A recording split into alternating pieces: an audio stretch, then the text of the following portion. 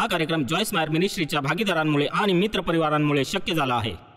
दुसऱ्या कोणासारखं तरी असण्याची बतावणी करून दुसऱ्यांसारखं वागून देव तुम्हाला कधीच मदत करणार नाही. तुम्ही तुमच्यासारखेच असू शकता, कारण बाकीच्यांना आधीच तारलं गेलंय.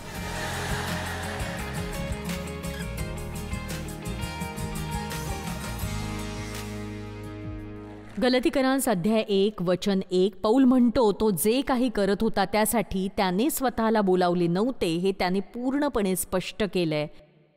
माणसाच्या इच्छेमुळे तो प्रेषित झाला नव्हता.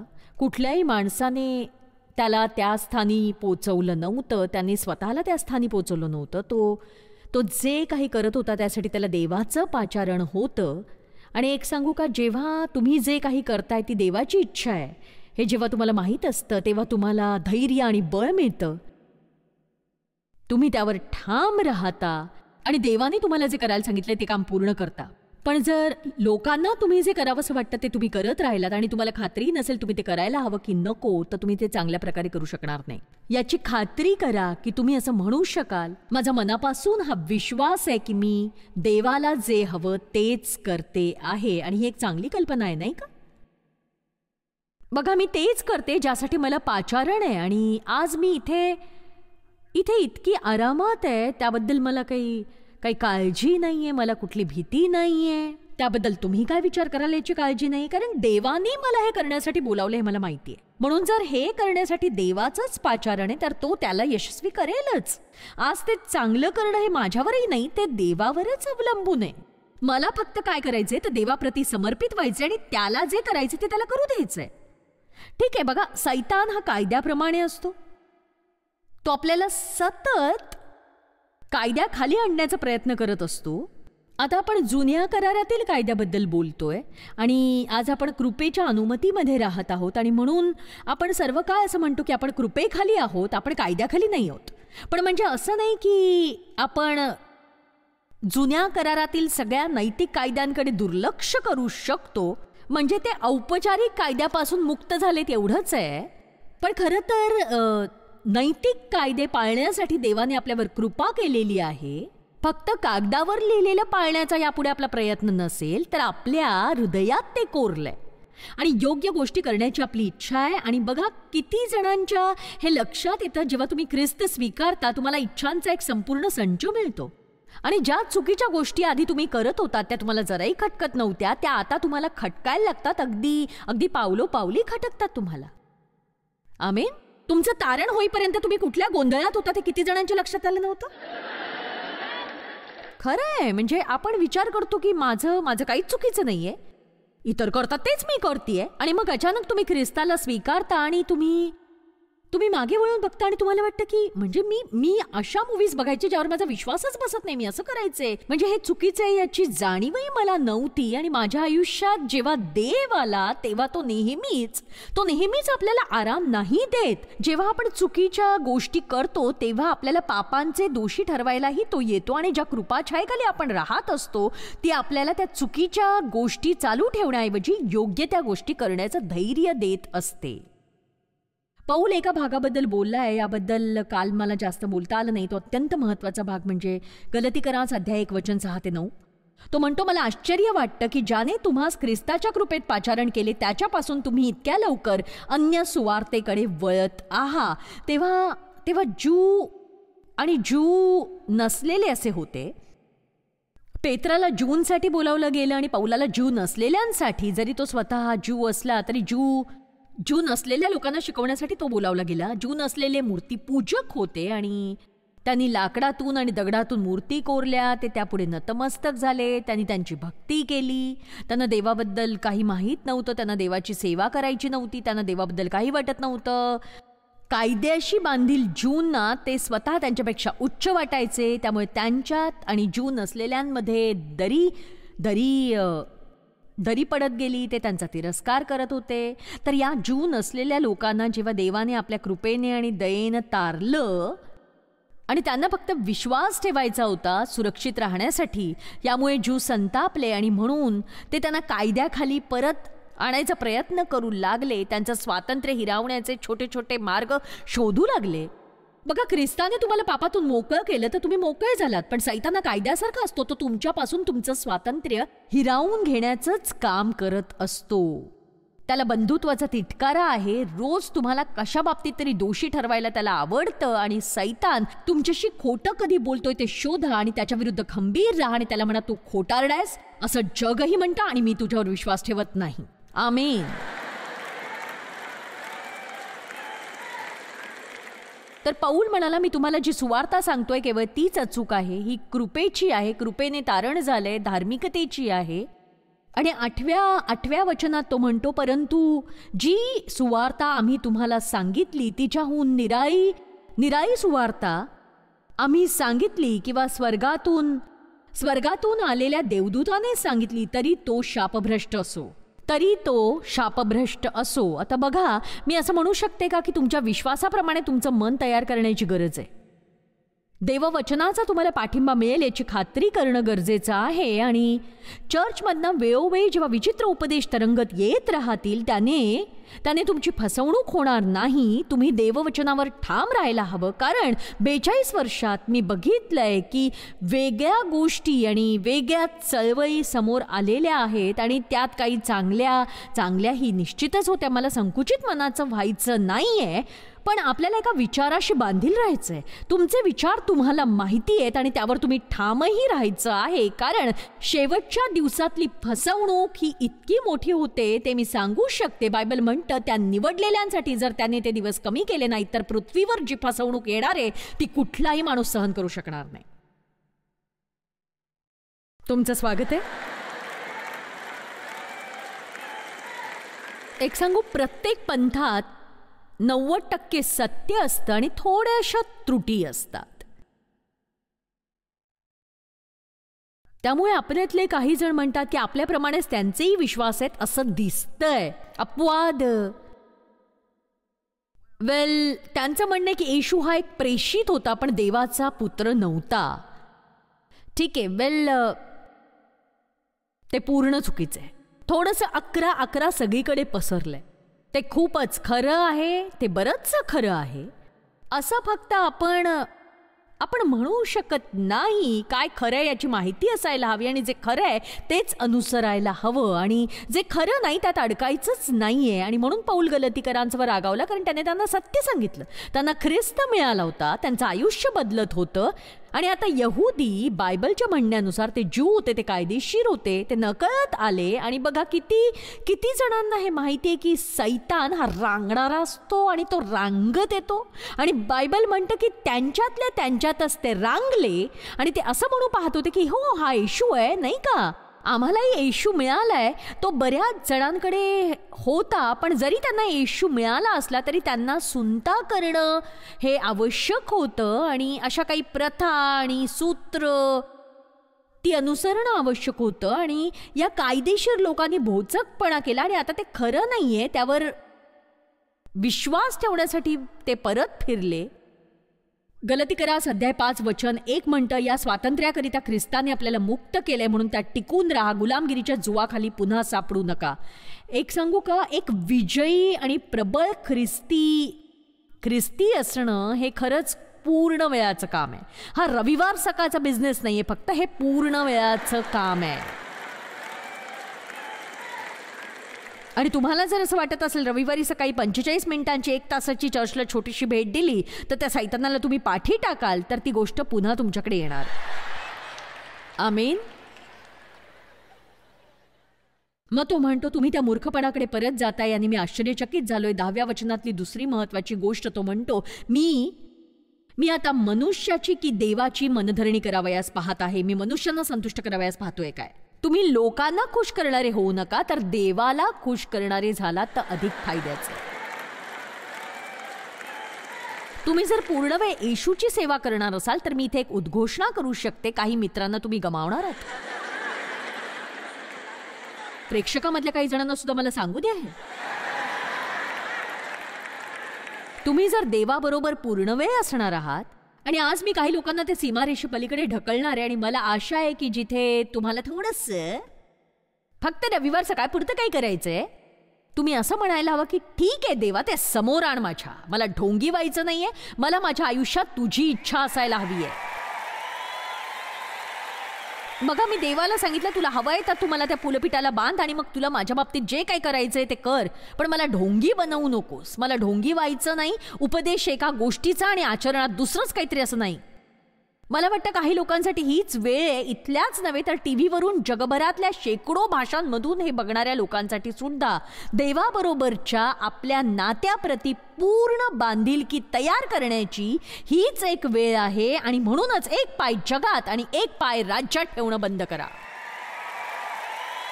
आमीन. दुसरं कोणी तुमच्याबद्दल काय विचार करेल म्हणून तडजोड का बरं करायची सांगा. त्यांना जो विचार करायचा आहे तो करू दे त्यांना. किमान जर ते तुमच्याबद्दल विचार करत असतील तर दुसऱ्या कोणाचा तरी करत नाही. तर लोक काय विचार करतायत याकडे तो इतकं लक्ष देत नाहीये आणि देवाला जे जे करायचंय ते त्यालाही करायचंय. आमीन. आता इथे तो दैहिक कार्याबद्दल बरंच काही बोलतो आणि मला तुम्हाला बायबलमधली दैहिक कार्याबद्दलची एक छोटी गोष्ट जी त्याचं उत्तम उदाहरण आहे. मी अनेक दैहिक कार्यांमध्ये व्यग्र होते. दैहिक कार्य म्हणजे फक्त देवच जे करू शकतो ते आपण स्वतः करण्याचा प्रयत्न करणं होय. दैहिक कार्य हे निराशे समान असतं. तुम्हाला असं नाही वाटत एखादं तुमच्या घरी असायला हवं? हे चांगलं नाही आहे. मी एका खुणेचा वापर करायचे, एवढी मोठी नाही, पण माझ्या रेफ्रिजरेटरवर एका कागदाच्या तुकड्यावर देहाचं कार्य निराशे समान असतं असं लिहायचे. कारण मी सतत निराश असायचे, दैहिक कार्यात व्यस्त असायचे. मी माझ्या मुलांना बदलू पाहिजे, देवला बदलू पाहिजे, स्वतःला बदलू पाहिजे, माझ्या शेजाऱ्यांना बदलू पाहिजे. प्रयत्न प्रयत्न प्रयत्न प्रयत्न. पण मी काही विश्वासाने करत नव्हते. असो. उत्पत्ती अध्याय 16 साराय आणि अब्राम यांच्यातली एक चांगली गोष्ट कदाचित तुम्हाला माहीत असेल, कदाचित नसेल, पण ती पुन्हा एकदा ऐकण्यासारखी आहे. साराय आणि अब्राम यांना त्यांचं स्वतःचं मूल होईल असं देवाने वचन दिलं, पण कदाचित तिथे एक समस्या होती. तो 100चा होता आणि ती 90ची.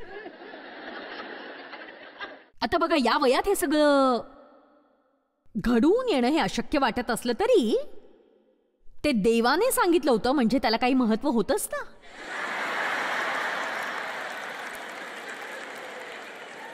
चला, आम्ही शक्य तितक्या चांगल्या पद्धतीने सांगायचा प्रयत्न करतेय. त्यांना मूल होईल असं देवाने वचन दिलं होतं. त्यांना ते होण्यासाठी चमत्काराची गरज होती. देवाने तुम्हाला चमत्काराची गरज असलेलं काही वचन दिलंय? ठीक आहे, मला सुद्धा दिलं होतं. आणि मग ते त्यांना मूल होईल या विश्वासाने 10 वर्ष थांबले. 10. आणि तिला अजूनही बाळ झालं नव्हतं. आणि किती जण तुमच्या संधीसाठी किमान 10 वर्ष किंवा त्यापेक्षा जास्त वाट पाहताय धीराने आणि संयम ठेवून? पण ते कधी घडेल हे देवाने तुम्हाला सांगावंसं वाटतं ना. ओ, पण नाही, तो तुम्हाला ते सांगणार नाही. तो तुम्हाला जितकं ताणता येईल तितकं ताणणारच. पण देवाचे आभार जितकं आपण सहन करू शकतो तितकंच तो टाकतो. तो लवकर नसेल पण उशीरही करत नाही. उत्पत्ती अध्याय 16 वचन 1 ते 6. अब्रामाला आपली बायको साराय हिजपासून काही मुलबाळ नव्हते. तिला हगार नावाची एक मिस्री दासी होती. साराय अब्रामाला म्हणाली, पहा, परमेश्वराने माझी कूस बंद ठेवली आहे, तर माझ्या दासीपाशी जा, कदाचित तिचकडून माझे घर नांदते होईल. आणि अब्रामने सारायचा शब्द ऐकला. आता बघा पुरुषांनो, तुमच्या बायकोचं ऐकण्याची गरज असलेल्या कित्येक वेळा येतात, पण यावेळी अब्रामाने म्हणायला हवं होतं, बाई ग, तू खरंच मूर्ख आहेस. मला सांगा, कुठलीही स्त्री आपला पती दुसऱ्या स्त्रीला देते तेव्हा तेवढी जागृती ठेवेल, पण ते अयशस्वी होण्याची शक्यता जास्त. आता बघा, फक्त न्यायी होण्यासाठी तिथे त्यापेक्षा जास्त होतं. त्या संस्कृतीत ते चालत होतं. आणि एखाद्या वांझ स्त्रीने तिच्या दासीद्वारे मूल मिळवण्याचा प्रयत्न करणं हे ऐकलं नाही असंही तेव्हा नव्हतं. पण तरीही ती अगदीच मूर्ख कल्पना होती, कारण ते कधीच यशस्वी झालं नाही. अब्रामाला कनान देशात राहून 10 वर्ष झाल्यावर त्याची बायको साराय हिने आपला नवरा अब्राम याला आपली मिस्री दासी हगार ही बायको म्हणून नेऊन दिली. याचा अर्थ बघा आपल्याला कळतो की तो हागारपाशी गेला आणि त्याला तिच्या तंबूत जाताना पाहणं ही मजेची गोष्ट असली पाहिजे व ती गर्भवती झाली. आता इथे समस्या उद्भवते. आपण गर्भवती झालो हे पाहून तिला आपली धनीण तुच्छ वाटू लागली. आणि बघा आता ही जी स्त्री एक दासी होती, गोड वर्तणूक, गोड आज्ञाधारक वर्तणूक, आता ती वरचढ झाली असं तिला वाटतंय आणि तशी झाली की हा हा मी गर्भवती आणि तू नाहीयेस. मग काही तर्क? अब्राम माझ्यावर जास्त प्रेम करणार. ती तसं म्हणाली नाही, पण हेतू तोच होता. आणि मग सारायने काय केलं? अरे बापरे, हे किती आपल्यासारखेत बघा. ठीक आहे, आता तिला तिच्या योजनेचा परिणाम आवडत नाहीये. तेव्हा साराय अब्रामाला म्हणाली, माझ्या अपमानाचा दोष तुमच्या माथी. चला आता मी माझी दासी तुमच्या मिठीत दिली, पण आपण गर्भवती आहो असे पाहून ती मला तुच्छ लेखू लागली आहे. परमेश्वर आपल्या दोघांचा न्याय करो. पुरुष जे नेहमी करतो तेच अब्रामाने केलं. तो म्हणाला, तुझी दासी तुझ्या हाती आहे, तुला बरे दिसेल ते तिचे कर. आणि मग साराय तिच्याशी कठोरपणे वागली, तेव्हा ती तिला सोडून पळून गेली. मग ते एक मूर्ख योजना आखतात जी कधीच यशस्वी झाली नसती. तेच दैहिक कार्य होतं आणि मग नैसर्गिकरित्या ते काय झाले? निराश. 2 दिवसांपूर्वी वॉचमननीच्या पुस्तकांपैकी एका पुस्तकात मी काहीतरी वाचलं होतं. मी ते परत वाचत होते आणि त्यात म्हटलं होतं की माणसानं त्याच्या सगळ्या कृत्यांची जबाबदारी ही घेतलीच पाहिजे.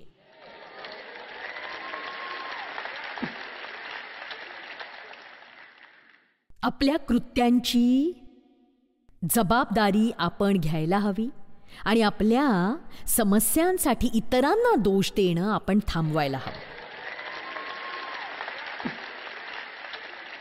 बघा, तुम्हाला त्याची पक्की खात्री नाहीये, माहितीये. तुमच्या टाळ्यांच्या आवाजावरून तुम्ही किती सहमत आहात आणि किती नाही हे मी सांगू शकते. आणि मी म्हटलं आपण इतरांना दोष देणं थांबवायला हवं.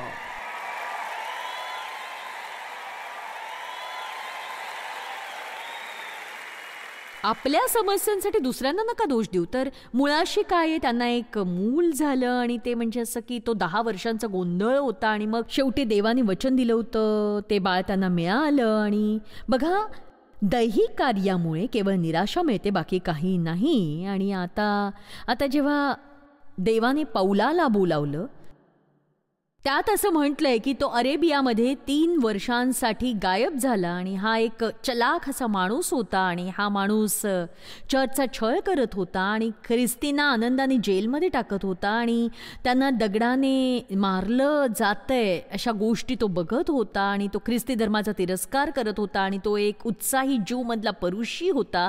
आणि ही गोष्ट जेवढी वाईट दिसतीये तेवढीच वाईट होती आणि त्याचं हृदय बरोबर होतं. तो खरोखर देवावर प्रीती करायचा आणि त्याला वाटायचं की तो बरोबर गोष्ट करतोय. आणि मग तो म्हणतो की देवाने त्याच्यावर कृपा केली कारण त्याच्याकडे ज्ञानाचा अभाव होता. एक सांगू का, जेव्हा तुम्ही काही चुकीचं करताय आणि तुम्हाला खरंच माहीत नाही ते चुकीचं आहे, तुमच्यावर बरीच कृपा होणार आहे त्याच्यापेक्षा जो जाणीवपूर्वक काहीतरी चुकीचं करतोय आणि तो कसंही ते करतच राहणार आहे. म्हणूनच मी जे म्हणणार आहे त्याकडे नीट लक्ष द्या. प्रत्येक वेळी जेव्हा तुम्ही चर्चमध्ये जाता, प्रत्येक वेळी जेव्हा तुम्ही देववचन ऐकता, जाणून बुजून तुम्हाला आज्ञा मोडणारं होणं हे जरा अधिक धोकादायक ठरू शकतं. कारण आज तुम्ही बरंच सत्य ऐकताय म्हणून तुम्ही जाऊ शकत नाही आणि म्हणू शकत नाही मला माहीत नव्हतं.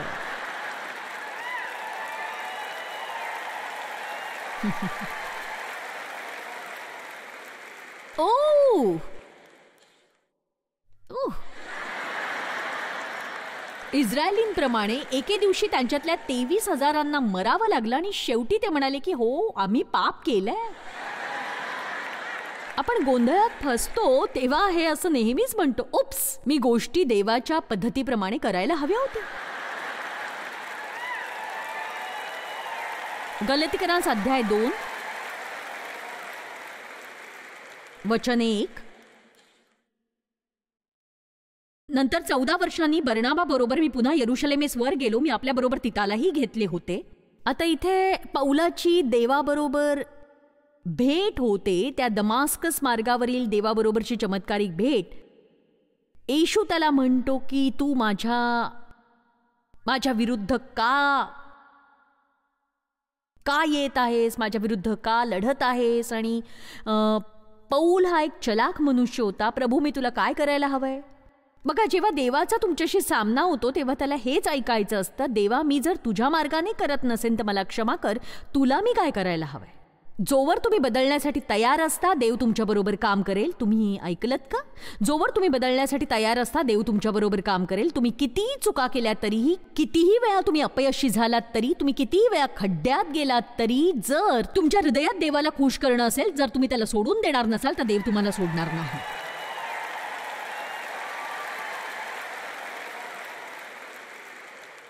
मग 3 वर्षांनी तो पेत्राकडे गेला आणि स्वतःला 15 दिवसांसाठी सादर केलं त्याने. मग तो 14 वर्षांसाठी गायब झाला आणि आता तो काहीच करत नव्हता असं नव्हतं, पण तो काय करत होता याबद्दल बायबल फारसं काही सांगत नाही. त्यामुळे त्याला माणसाच्या सहमतीची गरज नव्हती हे स्पष्ट होतं. खरं तर त्याने काय करायला पाहिजे याबद्दल बाकीच्यांचं मत काय याच्याशी त्याला काही एक देणं घेणं नव्हतं. आणि मग तो देवाबरोबर तो एकटा होता, कारण त्याला खरी स्पष्टता मिळू शकत होती की देवाला काय वाटतं, त्याने काय करावं ज्याने त्याच्या आयुष्याची पायाभरणी होईल. आणि मला देवाने जेव्हा मी जे करते ते करण्यासाठी पहिल्यांदा बोलावलं, मला आठवतंय की मी जे काही उपदेश देत होते, ज्यांच्याकडे मोठी सेवाकार्य आहेत अशा लोकांच्या भोवती सतत असू पाहत होते. आणि माझं मोठं स्वप्न होतं, म्हणून मी लोकांबरोबर नियोजित भेटी ठरवायचे, त्या रद्द व्हायच्या. मला हवं होतं की कुणीतरी सांगावं मी काय करू, किंवा मी जे करते ते मी कसं करू हे कुणीतरी सांगावं. आणि ते इतक्या वेळा घडलं की शेवटी मला ते जमलं. देवा, मी काय करायला हवं ते इतर लोकांकडून मी नाही ऐकणार, तू मला सांग मी काय करायला हवं ते. तुम्ही दुसऱ्या कोणाची तरी आवृत्ती झालेल्या देवाला नकोच असतं, त्याला तुम्हीच असायला हवे असता, एक मूळ स्वरूप. आमेन. आणि म्हणून मी इतर कुणासारखी फारशी नाहीये. आणि बघा, म्हणजे सेवाकार्यात माझे बरेच मित्र आहेत, पण प्रामाणिकपणे ज्यांनी मला बाजूला केलं त्या लोकांमध्ये मला आता इतकं व्यापलेलं नाही राहायचं. कारण देवाने मला जे करायला बोलवलंय त्यासाठी मला जर त्यांची सहमती घेण्याची गरज लागत असेल तर मग पौल म्हणाला, मला त्यांच्या सहमतीची गरज नाहीये. का म्हणाला असं? कारण जेव्हा तुम्ही खरोखर देवाकडून ऐकता ना, आणि देव जेव्हा तुमच्याशी बोलतो आणि हे तुम्हाला माहीत असतं, तुम्हाला ते स्पष्ट असतं, त्याने तुम्हाला काहीतरी करायला बोलावलंय, तुम्ही काय करायचं ते इतरांनी तुम्हाला सांगण्याची तेव्हा गरज नसते. आमेन. आता बघा, मी असं नाही म्हणत की आपण लोकांचं कधीच ऐकायचं नाही. बायबल म्हणतं अनेक सल्लागारांमध्ये शहाणपण असतं. तुम्हाला जे करणं आवश्यक आहे असं तुम्हाला वाटतं, त्यासाठी तुम्ही पुढे आलात आणि तुम्हाला आदरणीय असे 25 विश्वासणारे सांगतायत, तर मी सावध होईन. आणि तुम्ही चुकीच्या दिशेने जाताय. तुम्हाला अजून 14 वर्ष जाऊ देणं, प्रार्थना करणं हवं असू शकेल, पण तुम्ही अजून किती जणांना माहिती की इतरांना तुमचं आयुष्य तुम्ही चालवू देताय. देवाला जसं तुम्ही व्हायला हव्यात तसं तुम्ही नाही जगत आहात. किती जणांना हे माहिती आहे सांगा? मग नाही, नका करू ते. कारण तुम्हाला तुमच्या आयुष्यात एखादी मैत्री किंवा काही लोकांना सोडून द्यावं लागेल आणि तुमच्यासाठी ते चांगलं असेल. कारण जेव्हा तुम्हाला हलकासा धक्का जोरात बसतो तेव्हा तुम्हाला बाकी कुणाची नाही, फक्त देवाचीच गरज असते, हे लक्षात घ्या.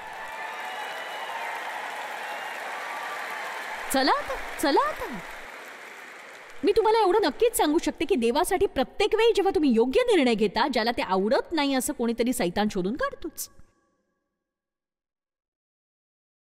गलतीकरण अध्याय 2 वचन 2, पौल म्हणाला, मला प्रकटीकरण झाल्याप्रमाणे मी गेलो, ज्या सुवार्तेची मी परराष्ट्रीयात घोषणा करीत असतो ती मी त्यास निवेदन केली, परंतु जे प्रतिष्ठित होते त्यांनी एकांती केली, नाहीतर मी व्यर्थ धावतो किंवा धावलो असे कदाचित झाले असते.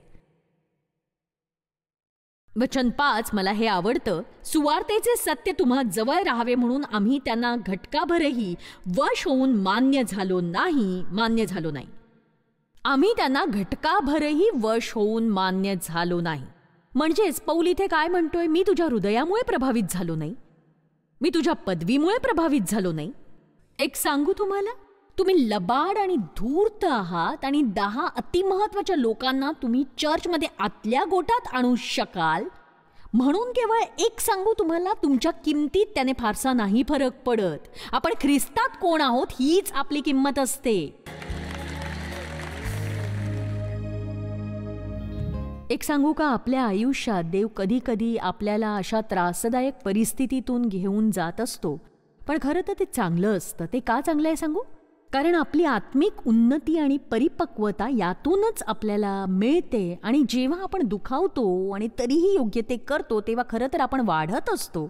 आणि मग त्याने आपण दुखावत नाही, कारण आपली वाढ महत्वाची असते.